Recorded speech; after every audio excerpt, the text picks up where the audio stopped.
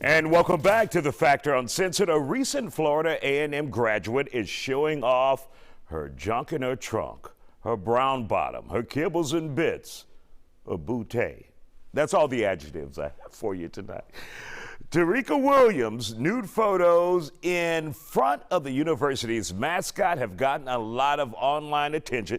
Many people praising her for posing in nothing but her birthday suit and a pair of heels, while others say it's inappropriate, it's atrocious, it shouldn't be done. I talked with my next guest for their thoughts on this. Well, I'm not too sure that she should have her degree rescinded because she did earn the credits.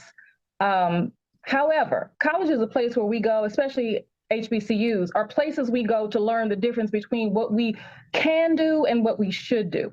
And in as much as she is going to become an educator, a counselor, I'm just not too sure that even if she graduates, she should be allowed to serve in a professional capacity. All right, Shanita Smith, let's hear from you. Your thoughts on seeing those photos of her and the message that she had to send to those who saw her post saying, you know, clothes aren't everything. Well, you're right. Clothes aren't everything. But she did have on some Christian Louis Vuitton on. Totally.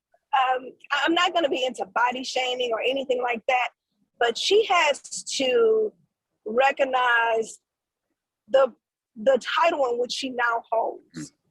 You know, she has a master's of education. And the problem with that is you have a master's of education, but whose parent is really going to be okay with you being their counselor? That's a good question. Todd, your thoughts about this? I agree totally with what Ms. Smith and Dr. Marsh said. I mean, teachers have been fired for stuff like this. Teachers have been fired for OnlyFans pages, for stripping. And the fact that she's got a master's degree lets me know she's probably already in education. So educators have to realize that they're role models to kids, you know, and you're teaching kids that behavior is okay. And when I was teaching, I would let my students know that what you put on social media will live with you forever. So she has to realize that. I mean, I know it got attention and stuff like that. I know body positivity is great, but leave that to the celebrities like Lizzo. And I know Beyonce has some raunchy photos on her album cover. Leave that to people in the entertainment sector. Like the lady said, I wouldn't want my child learning from this lady. And she has to realize that there's, to whom much is given, much is required. If you want to educate the youth, you have to be that example. And it's bad enough that these kids get negative images from the media and from their friends and from the neighborhood. The educator is supposed to be the leader. And I wouldn't want her teaching my children. I wouldn't want her teaching any children. And she has to look at it, was it worth it?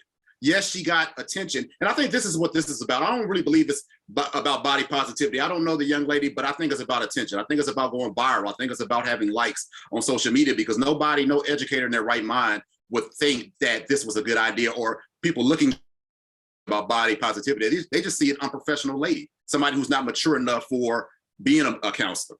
Now, Dr. Marsh, are we not in the era of new thinkers? Could this be a new thinker? Could this be a new form of educator that's out there that may attract some students who would otherwise not be interested? Isaiah, there's nothing new about pornography.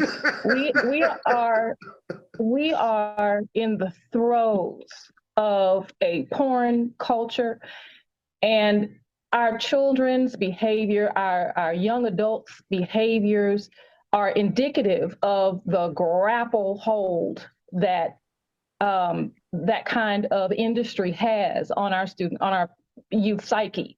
And you know, I am all for body positivity, but I think, to Todd Smith's point, there has to be some separation between entertainment culture and education. Okay, there has to be some nuances that very well-educated young people understand. And if they can't understand that, then we are failing them fundamentally, and we need to go back and teach them some core lessons that they're missing. And Shanita, you don't think there's room for an educator like this either, right? As a former, well, as a current educator, but as a former first grade teacher, and the daughter of educators? Absolutely not. As a mother, absolutely not. I don't believe in everyone being a role model, but our educators are role models to a lot of our children. This is the only positivity that a lot of our children, specifically African-American children, will see. So what is the child thinking about when they're looking at this counselor sitting in the office talking about a problem? Are they really concerned about their problem or the photos that went viral? And she makes a good point, Todd. Would she become a distraction?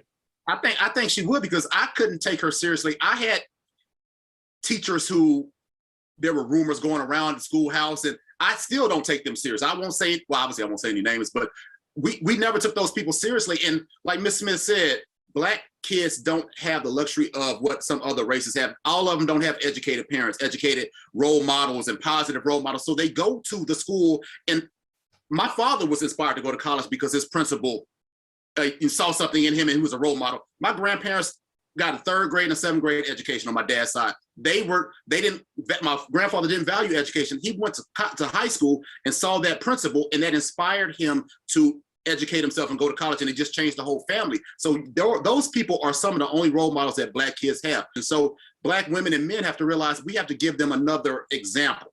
And it's a very serious profession, and we need to take it seriously, and she's not taking it seriously.